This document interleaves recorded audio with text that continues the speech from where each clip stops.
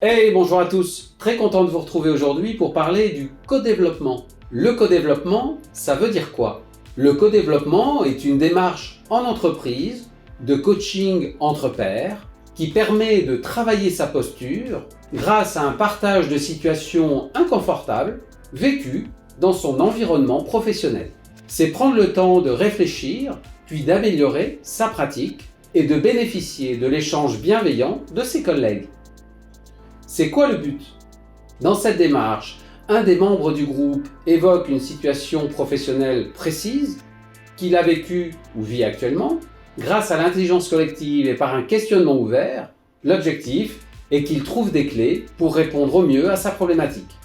Grâce au partage d'une situation spécifique, le collaborateur va mieux vivre son quotidien professionnel, perfectionner sa communication, son savoir-être, la gestion de ses émotions, son écoute active, en toute confidentialité, confiance et authenticité.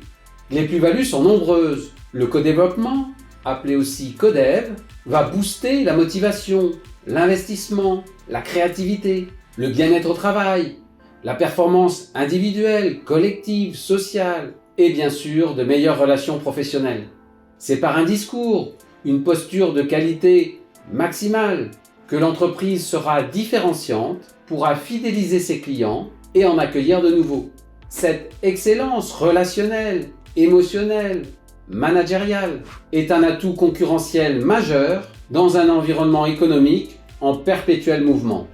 Les équipes ne prennent pas toujours le temps de se poser pour réfléchir, analyser et partager sur leurs pratiques en vue de se perfectionner. Ce sera souvent le seul temps formel où le collaborateur pourra développer ses ressources. Après de nombreuses années de co-développement et en impulsant cette démarche régulièrement en entreprise, je suis convaincu que cette forme d'intelligence collective, ce challenger entre pairs, est l'avenir des entreprises performantes de demain. Votre premier petit pas sera de penser à une situation inconfortable et de demander à 3 ou 4 personnes de vous poser une question ouverte sur cette situation sans avoir d'idées préconçues, juste pour éclairer cette situation, permettre d'y réfléchir et de trouver des pistes qui n'ont pas encore été envisagées. Pour connaître en détail la démarche, je vous invite à consulter la rubrique co-développement de mon site upyourlife.fr. Je vous retrouve mardi prochain pour évoquer les premières victoires. Ce sera l'occasion de vous donner le dernier petit pas de l'année. Et d'ici là, n'oubliez pas, votre parole a du talent.